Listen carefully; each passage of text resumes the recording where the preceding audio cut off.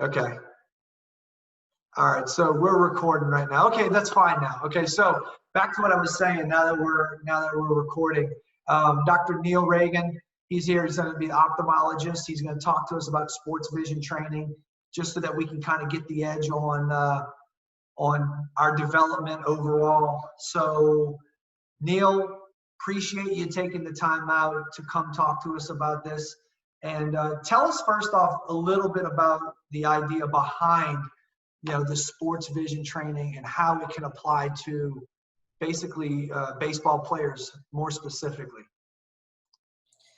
Well, I think first of all, vision being probably the most important sense that we have, and it's the way we interact in the world and the way we essentially do all of our motion, and it's obviously a very important aspect of that. And so I think if there is a way to improve that aspect, then I think it's important to look into it if there is a way, and how do we do that? Because just like everything else, if we try to train our bodies and our muscles and our joints and bones, then maybe there's a way to train our eyes and our vision to be able to do that and improve that ability. Yeah, I mean, you bring up a good point. I mean, a lot of us spend so much time in the gym, getting bigger, faster, stronger, whether it's Olympic lifting, plyometrics. We're constantly trying to develop, our upper body or our legs or whatnot. But there are times where we fail to realize, your eyes operate off of muscle contractions and, all that stuff too. So if there are muscles that are associated with vision, shouldn't we take the time to train that equally as much as we do deadlifts or power cleans or something like that? Right. And I think the unique aspect about vision is that it's there is an inherent sort of perceptual learning about it. There's so much involved with the central nervous system and the brain, and so it's not necessarily lifting weights aspect to it, and it's just how can we train our mind to be able to do some of these things, and that's a big aspect of it. And it makes it slightly difficult, a little bit more difficult to study and see if there is a way to improve this, to improve our vision. But I think it is a relatively newer field in the world of sports training, and I think that ultimately it may even get better, and we may learn a lot more about it. So I remember when I was with the Rockies, and this was 98, 99 through 2006. I think it was around 99, they started introducing the concept, and, maybe it's evolved since, I've gotten out of the game or whatnot, but I can remember walking into the training room and there was about a 15-foot piece of rope attached to the wall, and every foot really, there was a different color knot or a ball that was fixated to the rope. And basically what we would do is we'd take this rope and we would put it up against our eyes right here. And then what we would do is we would say, okay, well, let's look to the furthest one first, focus on that one, and then progress all the way down to where it got to the one that was literally 2 inches in front of your face. And then it was either go back to the top and keep working down the ladder, or work down the ladder and back up the ladder again.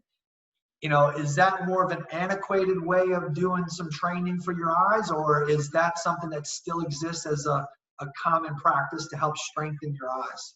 Yeah, so what you're referring to is something called a Brock string, and I have that here in a little presentation later as part of some of the multiple modalities that people consider now as part of vision training and therapy. And it's a classic technique to do that, and obviously I think it still holds a place in some training, especially considering nowadays as things get a little more modern and advanced, and which equates to cost too. So there's always a good way that even a DIY or something at home that some of our amateur athletes can do too. I think those things will always hold a place in training. Sweet. Yeah, so talk to us a little bit about some of the things that are going on now as far as how you can go and improve your vision. I know, because sometimes people think, okay, well, 2020, 2015, okay, that's my vision, you know, can you actually improve that? What happens when you feel like it's starting to decrease? I know a lot of times, and this is kind of a funny story, you know, when we would do our vision tests, every year we did a physical, and the running joke was that when the guys left the training room after their physical and their eye exam, they would always say DEFPOTEC, because DEFPOTEC was the acronym for the letters that went across on line. I think it was like 6, I think it was. And it was that way for like 6 years. They didn't change the eye chart, you know, and that was the extent of what they really cared about as far as vision, you know, and it was either 2020 or 2015 or whatever. But how capable are we of being able to improve our vision going forward if we feel like there's a deficiency, and how can you tell there's a deficiency? Right. So it's interesting now we do have computerized eye charts, so we can make the smallest letters different every time. And so DEFCOTAG may not always hold true anymore. So we can change it and actually see what someone's visual acuity is going to be all the way down to the smallest letters. But your visual acuity is something that's related to your eye anatomy and your refractive power. And that's not always something you can change. That's something that you're going to have to either wear corrective vision for, or it's just something that's not really trainable by the brain.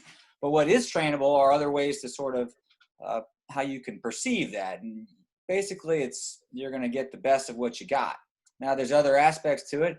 Certainly even dry eye can drop your vision, even a couple of lines on that chart too. So optimizing all of your eye health and everything else is going to be super important. So what are some exercises that people can do now to ultimately help in their ability to try to train their eyes? Let's say more specifically for hitting.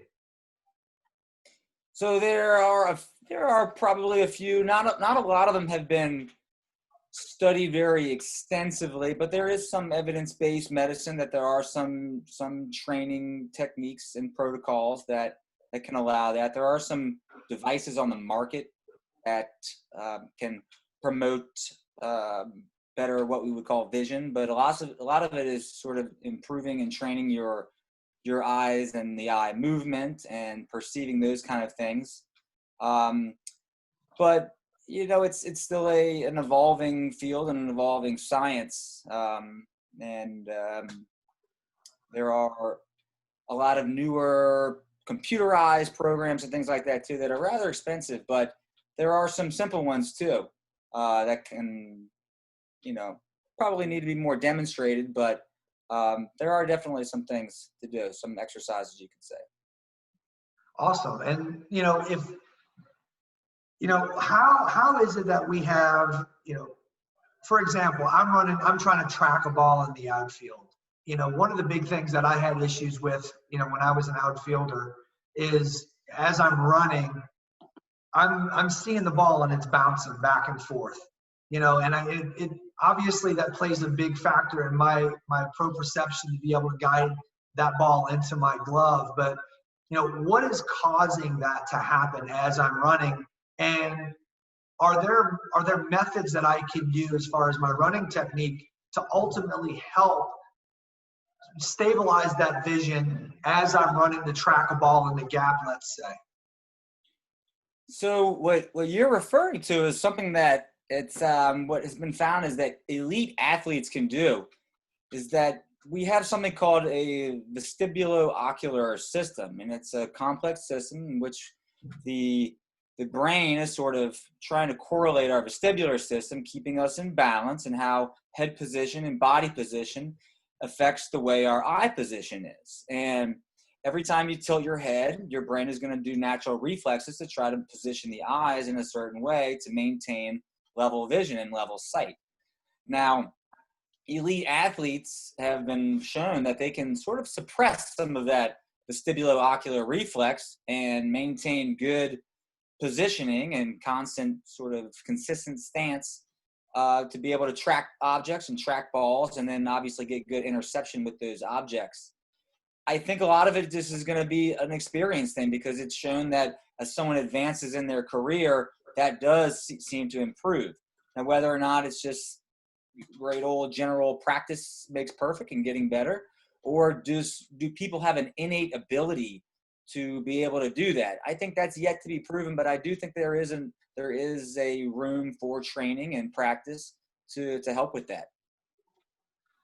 So I know a lot of people are probably tuning in right now, and a lot of them are looking to try to get some good answers as far as exercises from a hitting perspective.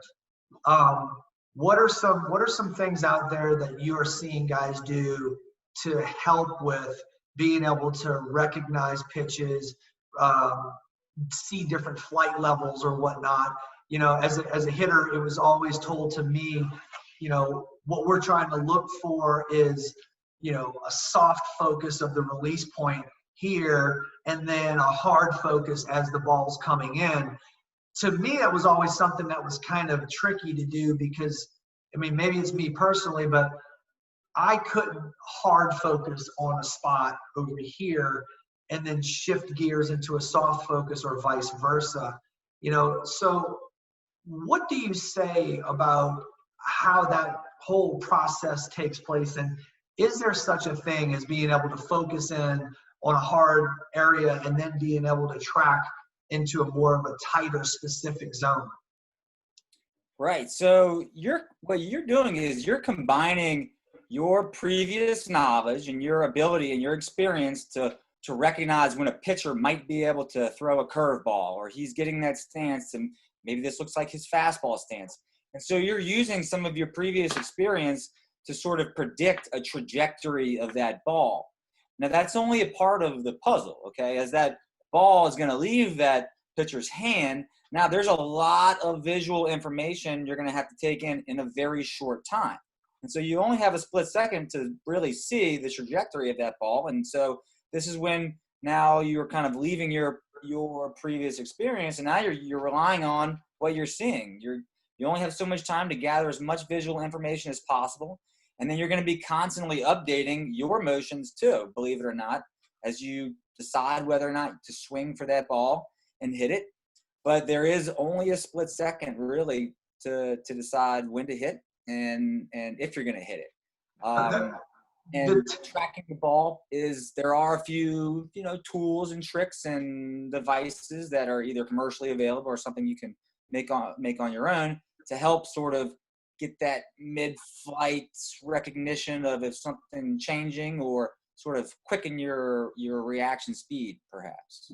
When it comes down to the science side of it, is there any way of putting a metric on how fast your eyes communicate what they're seeing to your neurological system and come back and forth? Is that something that you can even work on? Because we talk about like a fastball coming in at 90 miles an hour or to 100 miles an hour. And, by the time it's released, you have almost like 0.8 seconds to be able to react to that.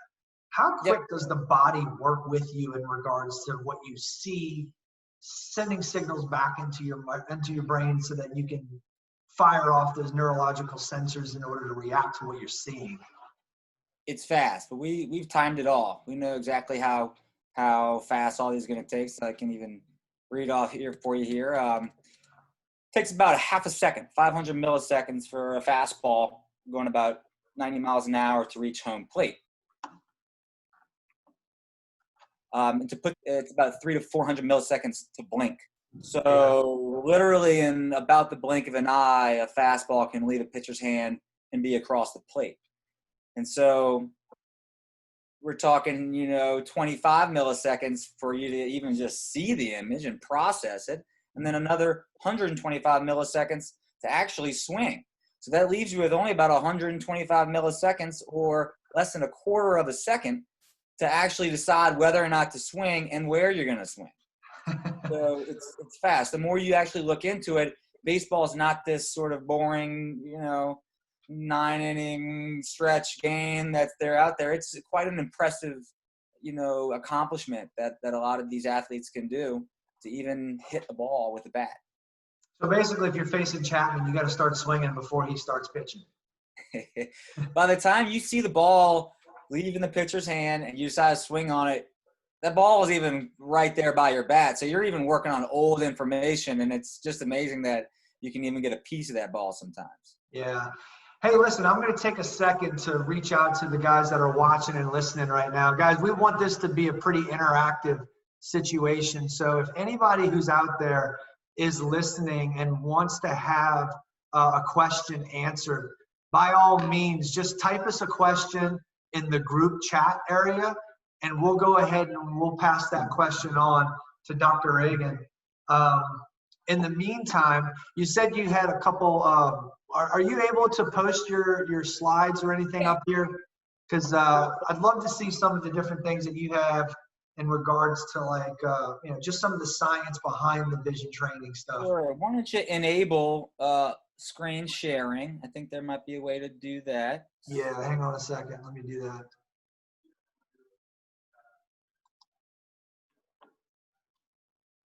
All right. Hang on a second.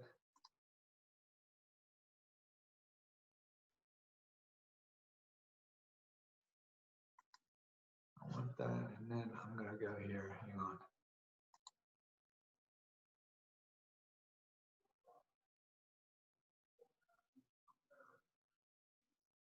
See how to give you the chance to. All right, I can share. There you go. So can everybody see what I'm seeing? Yes. All right, let me go through a couple of things here.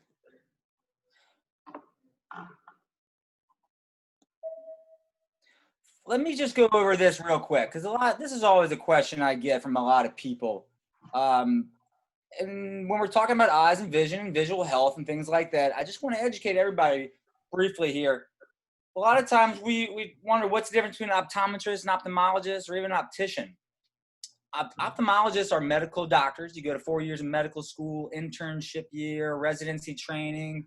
I am actually getting ready to begin a fellowship training in retinal surgery. So by the time we finish college, we do about 8 to 10 years of postgraduate training in eyes and medicine. So it's a pretty extensive thing. Now, an optometrist, there's still a great important part about eye care and things like that, but they're a little more focused on refractive error correcting with glasses and things like that. They can still treat eye conditions. Opticians are someone who fits glasses and things like that as well, but they're still part of the eye care team. Now,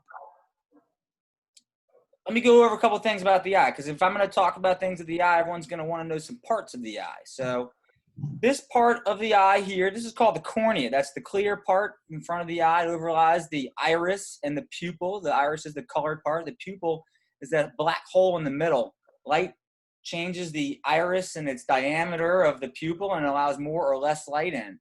The lens sits right behind the iris, and that's what allows light to clearly come through and focus on the back of the eye on the retina, which is kind of like the film for the camera. Now, the eye sits inside this bony structure of the skull called the orbit, and it's well positioned to protect the eye. The eye is a very important structure, and obviously you see all of these muscles here controlling it. It's amazing how many little movements the eye can actually make from all these muscles. So there needs to be a lot of fine-tuned movements of the eye inside of the orbit.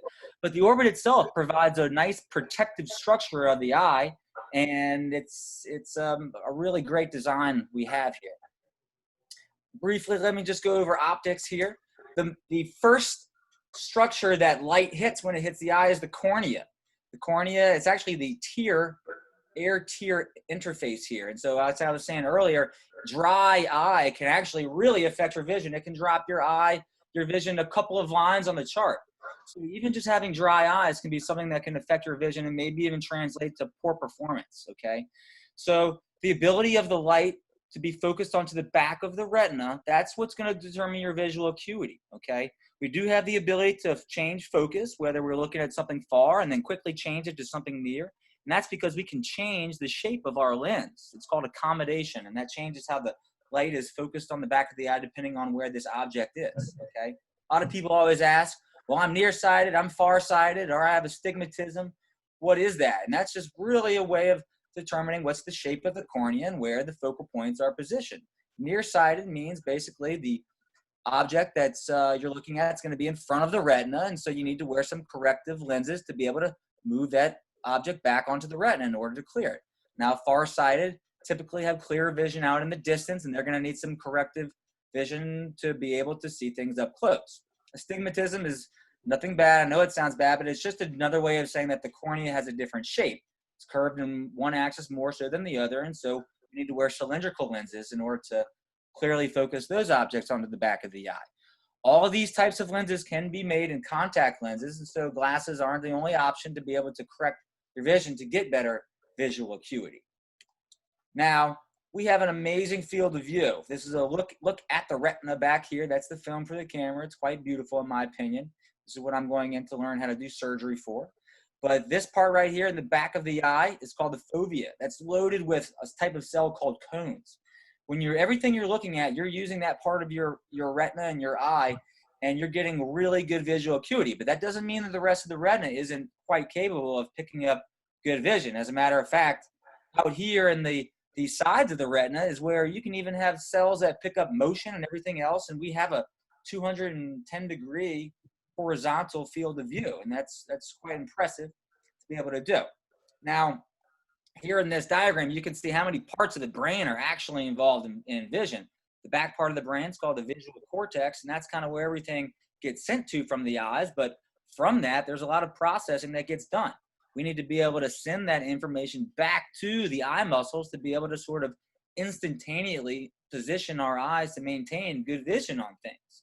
And so that's a quite elegantly complex operation that our brains are doing within split seconds that fortunately you don't even really have to think about all the time, okay? You can see that things do cross over as light from the left side of the visual field crosses over. It actually hits the right side of the retina, and then it kind of crosses through and goes to the other side of the brain. As a matter of fact, our entire nervous system has this sort of left-right brain switching because of the visual system has this sort of switching. So if you ever have an injury on the left side of your brain and you're injured on the right, it's only because the visual system basically determines how the brain and the central nervous system is engineered. So that just goes to point out how important vision is in basically everything that we do and how our bodies are designed. I would be remiss if I didn't go over something to here, because most of the stuff we deal with as eye doctors are trauma. And so I would need to just go over this important aspect that baseball is a leading cause of eye injury in young players, okay? And eye injuries are a leading cause of blindness in children, okay? You know, hundreds of thousands plus visits to emergency room and to the office are because eyes are injured, and 90% of them are actually preventable, okay? Your regular glasses or your regular gas station sunglasses are not going to provide adequate protection, okay? In fact, they can even cause more harm because a glass lens can shatter and you're going to get a nice piece of glass into your eye.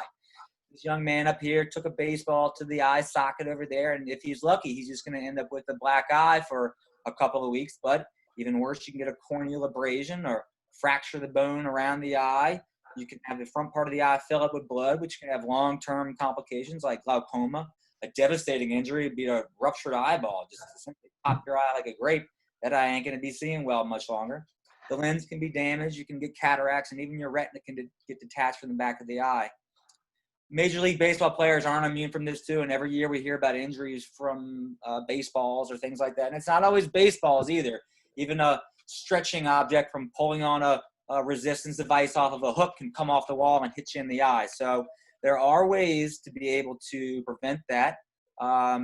Several commercially available protective eyewear is there. There's even certified helmets you can get with safety glasses. I think now a lot of young players in younger baseball leagues have face masks across the helmets to kind of prevent the ball from hitting them. But it's not always the batter that needs to kind of worry about it too. Fielders can take a ball to the eye, or even someone standing out on the side. Even a batting coach or a third base coach can get a foul ball over there that can cause damage. A lot of good eyewear company like Oakley does testing and make sure that you're going to want to get polycarbonate lenses. Those are shatterproof. They need to have the ANSI certification. You'll see that Z87 approval on there. Everyone knows about rec specs and sports goggles and things like that. If you do wear prescription glasses, you're going to want to make sure that you can get shatterproof prescription eyewear that you're going to wear when you're out in the field. And if a player does have poor vision in one eye, whether it's from something called amblyopia or a prior eye injury, that patient it's mandatory for them really to wear that eyewear, because if anything happens to their good eye, they're going to be in a much darker place. Okay. Health and nutrition. A lot of those things are kind of long-term related. Cataracts and things like that, we always wonder, that's for old people. But, there's not a lot of evidence showing that what you eat and vitamins you take, even carrots, people say, oh, I eat my carrots and I get better vision. But we don't really know whether or not that's true. I think the take-home message from that is that it's never too early to start and maintain a healthy lifestyle, get good nutrition, a well-balanced diet to make sure you're getting all the daily recommended vitamins and your omega-3s. Those are going to be important.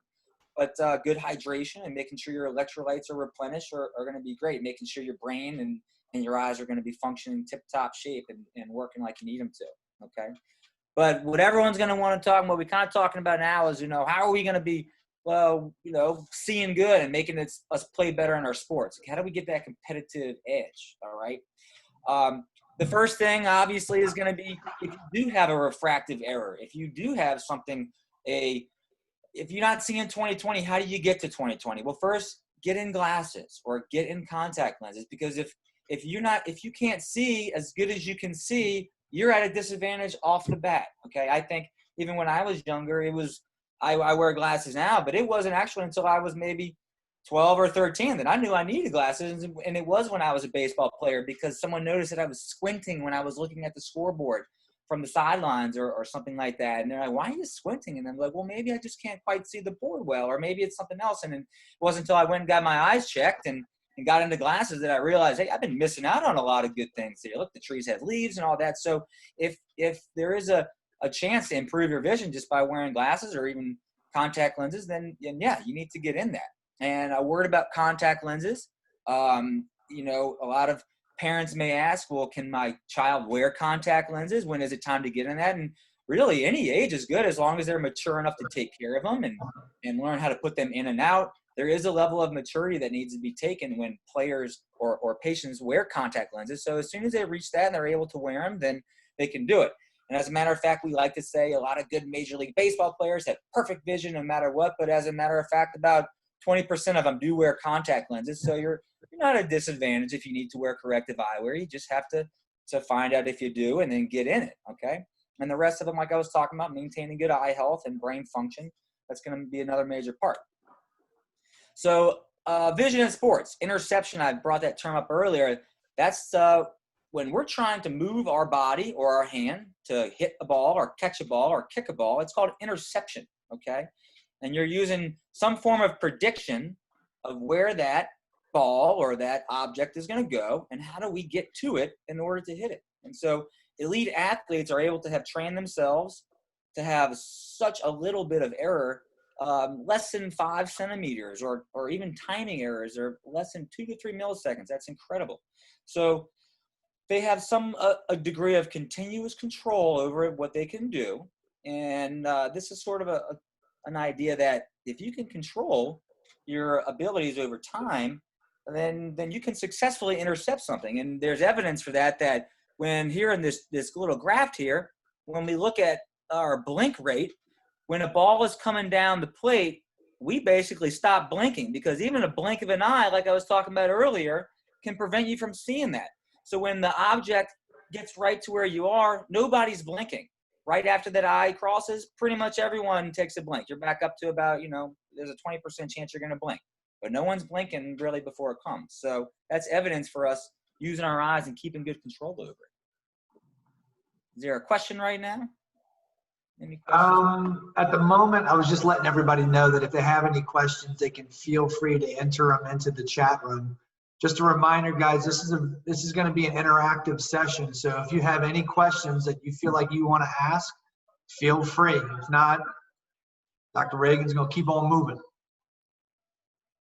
So 3 schools of thought about it, and I think you kind of brought this up earlier. You're like, well, if I see that pitcher with his hand up there and he's getting ready to release it, how do I know? How do I tell whether, if it's coming down to the left or to the right, and how do I pick that up? And there's 3 kind of schools of thought about how we're able to do this successfully. And a lot of this was from actually some research into cricket feelings. And that cricket, I don't really know much about. I don't think any of us do, but I think it's a little bit of a slower game. And so they've actually kind of been able to see how the batter can react to that ball over time. But a lot of good pitchers will take advantage of the inabilities, that the natural inabilities and limitations we have in our vision for that. And so if we've got this predictive ability to kind of see how a ball is going to go, one way around it is to just limit your time. So a fastball, it's going to move across so fast, you're not even going to have enough time to do that. And so that's the way that a pitcher is going to be able to take advantage of that limitation. The other one is that we do have this ability to sort of relate our own movements to what we're seeing, and relay that visual information to our movement. And so a way that a pitcher might take advantage of that is he's going to throw a curveball, okay? And so as you think, well, that ball is going to come straight down. Well, actually, it's not. It's going to curve somewhere else at a certain speed.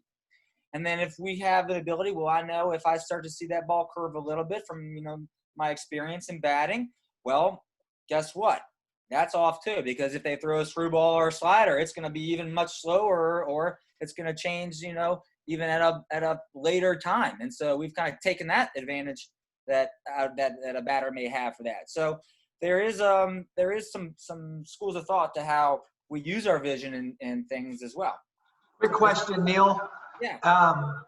Got a question that says, does looking at your phone affect your vision? How much time should you be on your phone a day? Yeah, so that's always a good question now, and we're learning more and more about it. So much screen time, we call it. You got our computer time, your phone time. I think I don't think we really know how much to limit it. One thing is that we tend not to blink as much when we look at all these screens in our phones. So our eyes just will dry out all the time. You may be living with a chronically dry eye state from just not blinking as much because you're staring at these screens. And so that's one little minor aspect that it contributes to. I think holding the phone up really close, I don't think it naturally is going to harm the eye. I mean, your eye is made to be able to focus up close, so it's not going to cause any harm. But you always want to make sure you're taking breaks from that, because you want to still be able to naturally exercise your eye's ability to look up close and look at far. And so, take screen breaks. I don't think the overall time of looking at a phone is going to eventually cause some problems, but just be sure that you're not looking at it up close all day long. Okay, make sure you're taking good breaks between that. Put the phone down. Does constantly looking at something within a 3-foot range and the muscular tension that gets put on your eyes to look at something in a close range for so long, does that ultimately play into a deficit when it comes down to being able to look something like long distance, like further away? Is more time looking in a position that's closer affect the long-term development of being able to look long ways? Is basically, I guess, what I'm asking. Maybe that's a bad way to articulate it, but I know if you just train one specific set of muscles all day, every day, like bicep curls, you're doing biceps all day long, every day, maybe that creates a muscle imbalance with your triceps. When it comes down to throwing, the big concept that we always talk about is being too tight on the anterior side of your shoulder and being too loose on the posterior side. And if you don't balance that out, there could create a muscular imbalance, which would ultimately lead to a potential issue with shoulder or elbow. Does that same concept exist for the optical muscles? Sure. Yeah, but like I was saying earlier, your ability to see is not really based on so much your ability to control it. That's the shape of your cornea and the length of your eye. Okay. But focusing on the back and using the muscles that control how the lens thickness is, yes, of course, that can cause strain, and you can have some muscle imbalance. That's why if you're sitting there reading for a long time, you're going to want to sort of rub your eyes. They may feel strained. And so, it is important to kind of be able to take breaks from that. And if you are feeling strained, then yeah, there is a way to be able to sort of exercise. And I'll go over some of those things earlier. We were talking about the Brock string. That's something to be able to kind of quickly change focus and be able to sort of exercise your accommodative muscles and maintain that ability to not have strain. But as far as long-term damage or changing of your vision, they're actually still kind of doing some research on that to see if I do a lot of reading when I'm young, or if I look at that when I'm in my phone when I'm young, how does that kind of affect how I see when I'm older? And they're still kind of looking into that. There's not a whole lot of data that says it can affect it, but we suspect there might be, and it's still kind of up in the air. Good enough. Okay. These were some of the numbers I was talking about earlier, and they're small. We're talking less than a second here. So it actually is a pretty fast game, and here's the question. Keep your eye on the ball. That's what we always tell all our players, and we're teaching them. And can you actually really keep your eye on the ball? Ted Williams, who I think maybe arguably one of the greatest hitters in baseball, he actually said hitting a baseball is probably the most single difficult act in all of sports. And we're talking about a 100-mile-per-hour ball coming down the plate. By the time it gets towards the plate in front of you, it's moving 500 degrees a second. That's an angular velocity. The reality of it is humans can't track an object faster than 70 degrees per second. The pros can get a piece of the ball 80% of the time. So something's going on where we're able to do it, whether we're actually using our vision or we're doing something else. But clearly vision is an important part of it. And a lot of it's not really explainable, even like Mickey Mantle said. I just saw the ball as big as a grapefruit. Maybe that's just something inherent to elite athletes, or if there's ability to sort of, harness our better vision. These are some movements we talked about, the vestibulo-ocular movement and how the eyes are changing with your position. And a saccade is something that we do if you're sort of looking to a certain area. By the time if you're driving in your car and that telephone pole goes by, that's called a saccade, that your eyes are naturally going to move towards it.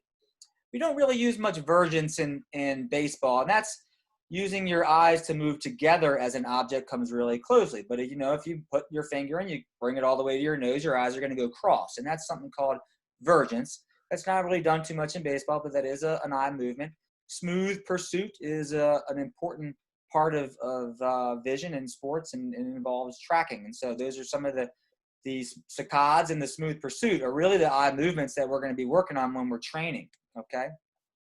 This was something that's maybe a little complicated, but let me just go over it kind of briefly here. This was just something that when they studied a professional baseball player named Brian Harper. He was a catcher from the 80s, 70s, 80s, and even early 90s. And they kind of wanted to see what's going on with his head and his eyes and his vision when the ball is coming down the plate. And so they hooked up some devices to kind of see what's happening here. And as the ball leaves the pitcher's hand, it has a slight angle, and it comes down the path here, and it's coming down to the plate, and there's an angle now where your eyes are actually starting to move as the ball is getting to home plate. And so they're measuring that angle.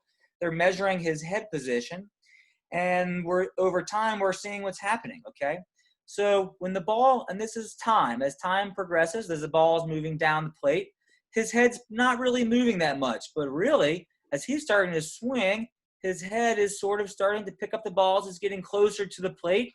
And as he's swinging, his head is moving even a little bit more. It's not moving much. It's only about 10 degrees, but it's moving. His eyes are actually moving a little bit too. So the pitcher releases the ball. His eyes move about 5 degrees, and that's probably this little 5 degree from a left-handed pitcher there. And then his eyes don't really move much at all. And so it's holding steady. And then his eyes move rapidly to the point where he starts to swing and the ball crosses the plate. And this speed at which his eye moved was actually the fastest smooth eye pursuits that they'd ever recorded in the literature. So a professional baseball player, as the ball was moving down towards the plate, actually had some of the fastest eye movements that they'd ever seen before, okay? And so what they found when they kind of hooked up the same device to the graduate students and the researchers is that what did he do is that he actually had a better head-eye coordination, and he was tracking it with smaller movements than the other sort of amateur players were doing. But his head did actually move a little bit. It only moved about 13 degrees, and his eyes moved about 17 degrees, but they did move a little bit. And so I think one of the old sayings is, don't move your head, might be expanded to is don't let your body move your head, because that's sort of a bigger movement. But small little movements are just something you can't perceive, and it's suppressing that vestibulo-ocular reflex is really just keeping it on there is what he's doing, okay?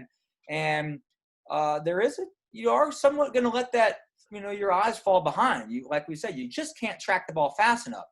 And that's when you have enough practice so that ball's getting there. That's when you're hitting the home runs.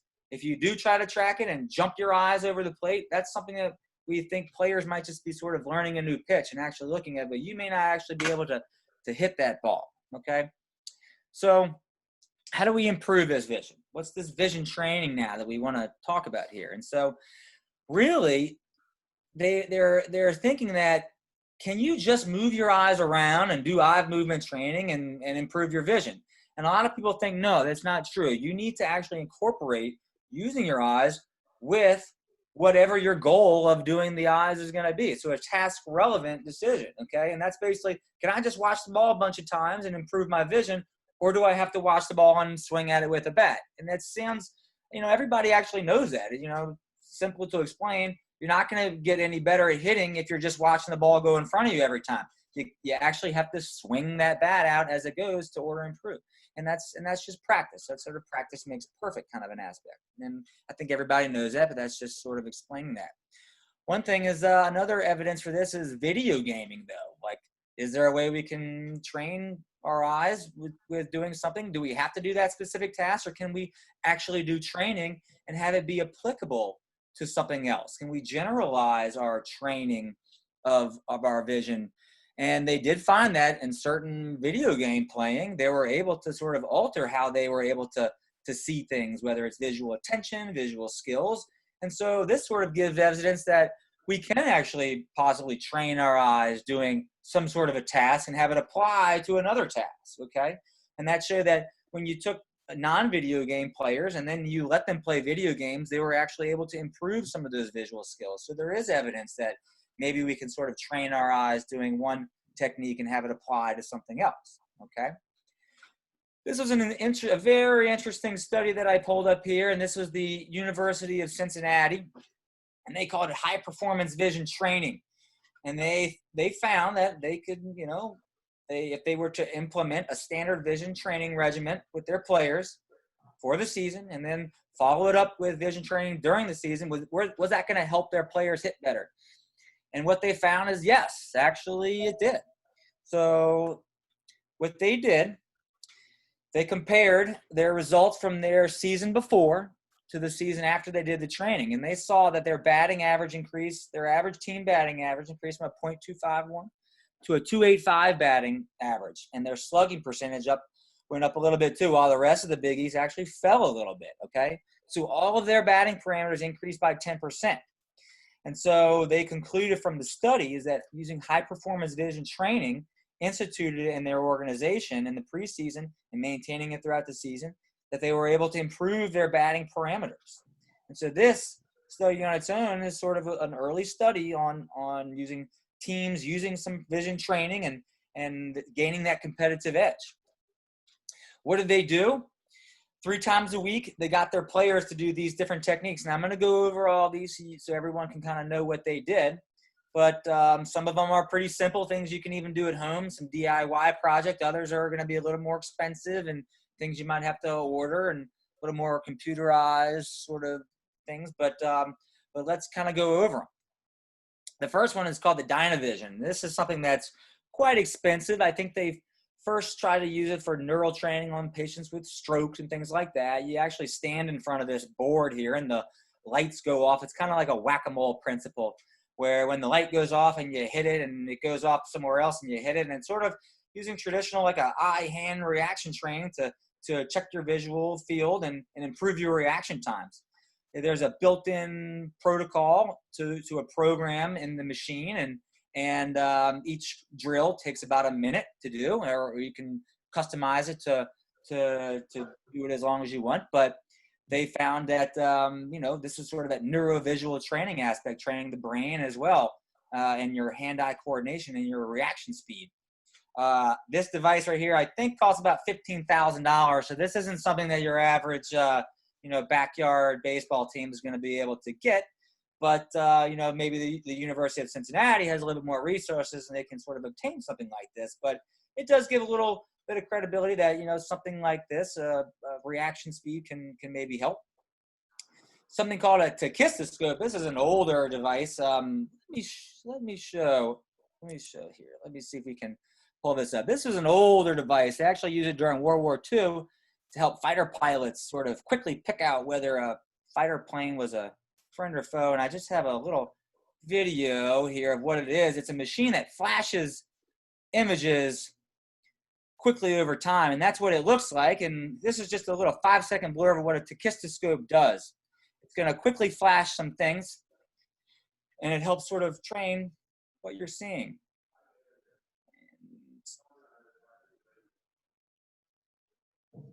All right, does everybody remember what they saw there? Probably not, because you didn't know you were going to do it, and that was it. But basically, that's what they did. They flashed some numbers over time, and, you know, it kind of helps you quickly pick out these numbers and use your brain to help, you know, quickly react to what you're seeing. And what they would do is also change some of the background colors to maybe enhance your contrast sensitivity. But that's a tachistoscope, and there's even YouTube videos that can go on for an hour that just basically flash images or numbers on a screen and sort of help your reaction speed with what you're picking up. This is what you were talking about. This is called the Brock string. It's got a white string, a single thing. It's got these balls that line up there. And what you're going to do, like you said, you're going to look at the near ball. You're going to look at the middle ball and the far ball, go back and forth. You can kind of design it the way you look. And if you're doing it right, this is what you're going to see. You're looking at that middle ball there. Both eyes are converging there on that one deal. You're using your binocular vision, and you're going to get this sort of X pattern. That means you know you're doing it right. And this is going to maybe help the eyes sort of train for accommodation. You can focus on something there and then quickly focus on something far. It's going to train those focusing muscles to be able to adapt quickly. This is something pretty cheap. I think you can even buy these online for relatively cheap, or even make it on your own. And you know, what they would do is just for about a minute or two or more, you just kind of go back and forth on these balls. There's 3 to 5 of these small wooden balls on a 10-foot string. And this is something that's a classic device used in visual therapy, even used in pediatric ophthalmology to help children sort of, you know, strengthen their eye muscles, and even with, you know, cross-eyed kids sort of help out with that. But this is a well-known method and principle to use. Back to more advanced devices. This is something called the Eyeport. This is also what they use. It's kind of like this lightsaber-looking device with these little lights on it, and they also have some little computerized programs. And there's many different ways you can use it. You can hit the lights when they come up, or you can look down the light, and sort of it's, you know, a little bit fancier Brock string kind of a technique. But once again, it's not cheap. It's something you got to buy. And there is some evidence, some studies that they've used with it to show that it can enhance some of your visual skill performance. But, you know, once again, this may not be something that every team or even an individual can obtain. But it's something that they use in their elite vision performance program. Okay. A simple device. It's called a Rotary. It basically just spun around in circles. There's a program, and it can go faster. It can go left, right, clockwise at different speeds. And you basically stick on different numbers, letters, and what they would do is have the athletes, they would call out a number and have them point a laser at it so they could quickly pick out where the number was or the letter was on the rotating dial. And they would do 1-minute drills clockwise and back and forth. Not a lot of research on this, but it's simple enough to do, and I think pretty inexpensive for them. So they added it to their training regimen. This device, Strobe Glasses, that's also something they wore. They use LEDs to flash lights in your eyes, and for a brief moment, everyone knows what it's like to walk around in a strobe light room. You know, remember the old, you know, a dance party there, and the strobe goes off. There's a moment where you can't really see what's going on, and then you can see what's going on. And so you get that on-off vision, and you know how the vision changes as it goes faster or slower. And so the principle of the strobe light is intermittent blocking of your vision, and it kind of helps your brain in those little intervening times when you can actually see. You have a shorter and shorter or a longer and longer time just to be able to sort of pick up what's happening. And so they actually used it for batting practice, and they wore these strobe glasses, and the batters actually sort of to report, well, you know, it looked like the pitch was actually coming out a little bit slower, and I can sort of pick up the ball coming faster as it was coming out of the pitcher's hand. So the slower the interval, of the strobe, the more difficult it will get because you get less visual input. If the strobe goes faster, it's basically, you know, quick. It's really nothing different. It's like a fast movie. But slow, longer strobes, you get less time to actually use your eyes and your brain. And so you really need to sort of hone in on that little bit of time you get. This is something anyone can do at home. This is training your saccades. And what they would do is basically put charts on the wall, spaced out apart. They would either put them above each other or next to each other, and you stand at different distances, and you look at one chart to the next, and you call out the letters. There's different charts, and they can change what the letters are. You can call them out. You go down the line. You can look at the line, and you know ASDF, and you look at the other chart, and you call out those, and you kind of go back and forth, and you kind of do it as quickly as you can over a minute, and that kind of helps sort of back and forth, looking at one chart to the next, and being able to kind of use your guided eye movements to pick up things. And similar to how a fielder, like you were saying, may be chasing a ball over as it's bouncing along, to kind of quickly move your eyes and pick things out. They also sort of change how they do it. They would look over their left shoulder and go back and forth or up and down from chart to chart, or look up and over to sort of mimic different positions. And so that this is actually something that a relatively either inexpensive and sort of simple way to do it, to sort of train your quick eye movements. Near far training, they would have two different cards spaced differently apart, one near and one far, and they would focus back and forth on the different cards and see how many iterations they could do of it. They would have random rows of the letters so they could kind of see what they were actually getting as fast as they could from near and far. Similar to how it's a Brock string type of technique, but basically training your accommodation and your ability to pick out different letters at near and far. A lot of other different ways and different devices. There are these recognition balls. I even found these. These are baseballs with different colors and shapes on them, and I think the way to use them is you pitch it and you say, that was the red circle I saw, or that was the red square coming down there, or these right here, these are called margin balls. You can hang them up and swing them around, and you try to use your eyes to pick out what number you saw as the ball's either spinning in front of you or rotating. The Hecko sticks, I think that's been kind of shown here and there. You throw the stick up in the air and call out red and catch the red one, or call out blue and catch the blue one, and you kind of throw it back and forth. I think a lot of little league teams, some of them may have these. I think you may have seen an infomercial on an ESPN or something that has that, but this is something that is available. This Gabber patches here, these are some a little bit newer kind of vision therapy. It's not a device, but it's a technique that they found. They've incorporated into some apps on a phone or something else, that if this is the way our brain interprets what we see, is there a way we can actually enhance our contrast ability? And so smaller and different of these patches may actually sort of stimulate your brain to be able to pick up different contrasts and different abilities. And so some of these more advanced computerized visual training and visual therapy programs are incorporating these things called Gabber patches into what they do. One of them is called a neuro tracker, and this is actually, I think, incorporated into the NFL Combine, to where it's sort of like a fancy ball in a cup that you might see down on Bourbon Street, and you're going to track that ball in a cup, and sort of they're figuring out that more elite athletes have a better ability with dynamic vision to sort of pick out what's actually going on in a bigger field.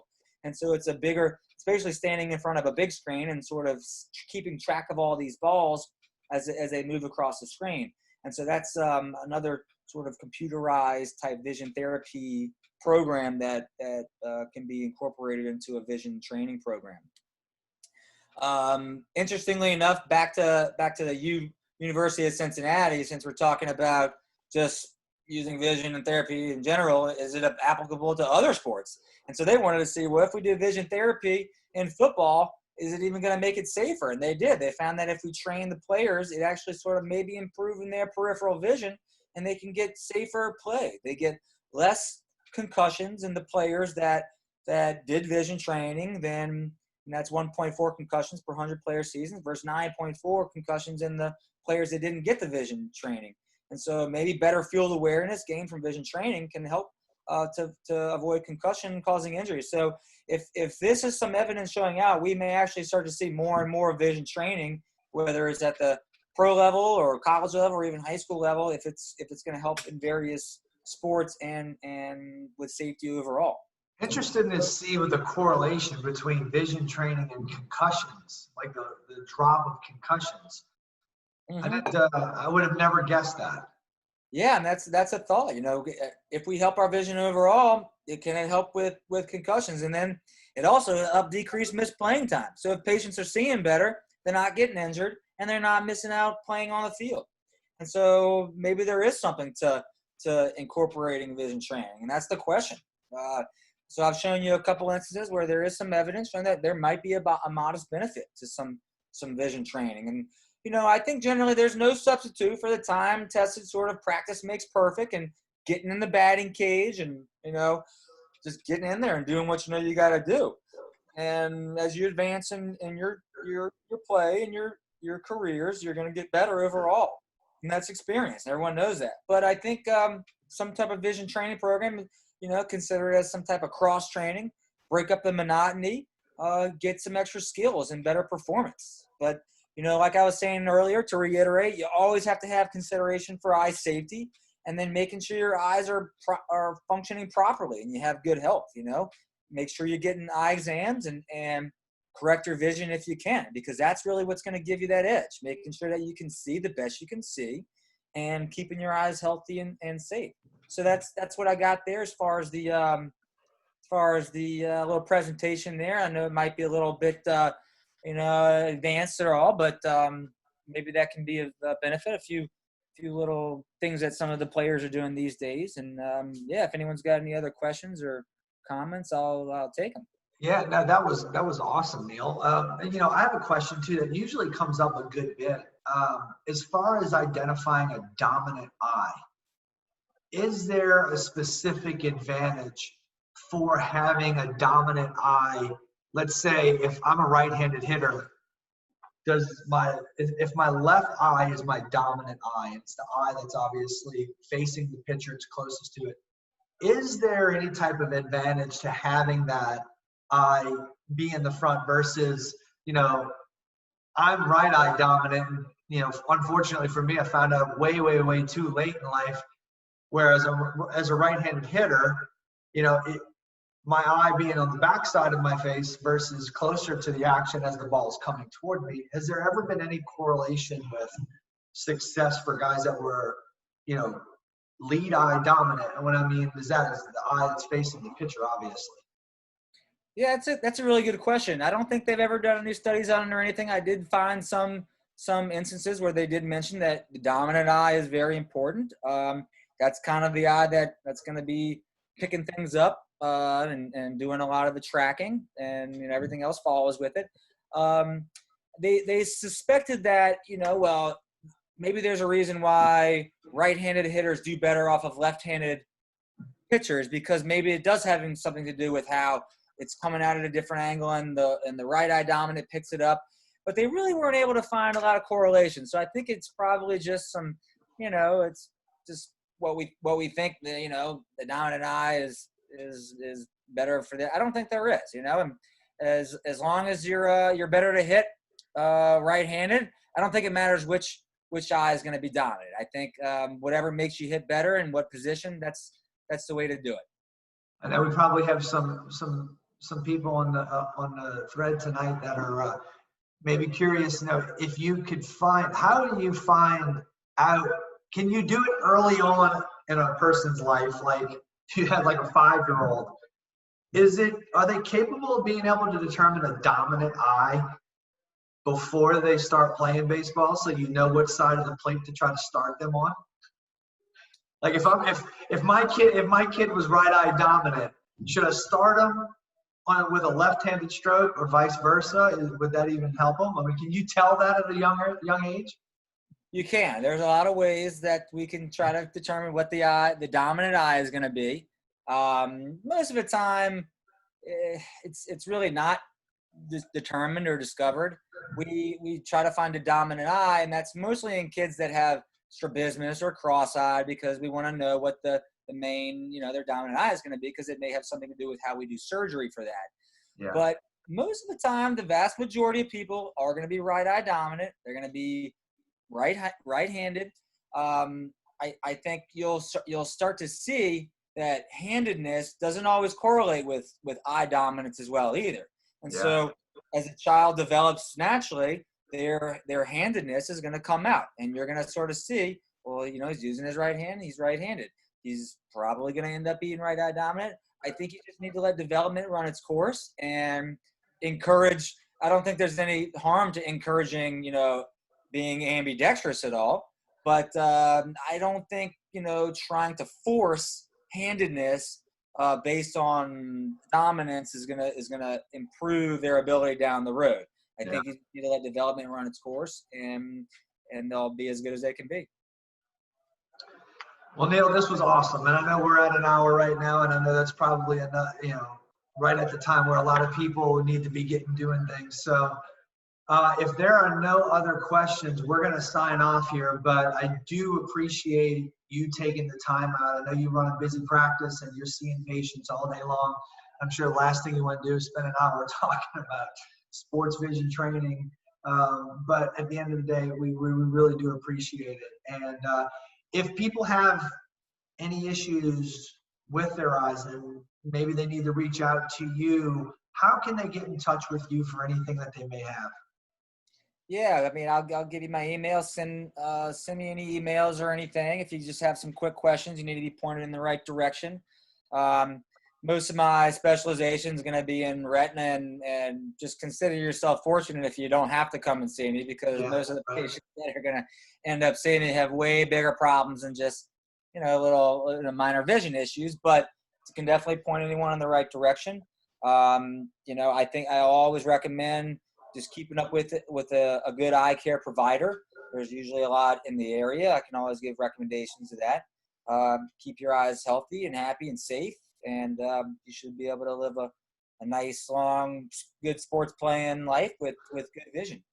All right. Well, if there are no other questions, we're going to sign off now. But once again, thanks everybody for looking. If you see the rebroadcast and you actually have a comment, or you want to follow up on something that was said, maybe didn't think about it now, but think about it later, feel free to leave some comments, and then we'll go ahead and maybe we do a follow-up somewhere down the road with Dr. Neil. So once again, Neil, thank you. Appreciate it, everybody. You guys have a good night. You're welcome. Thank you. All right.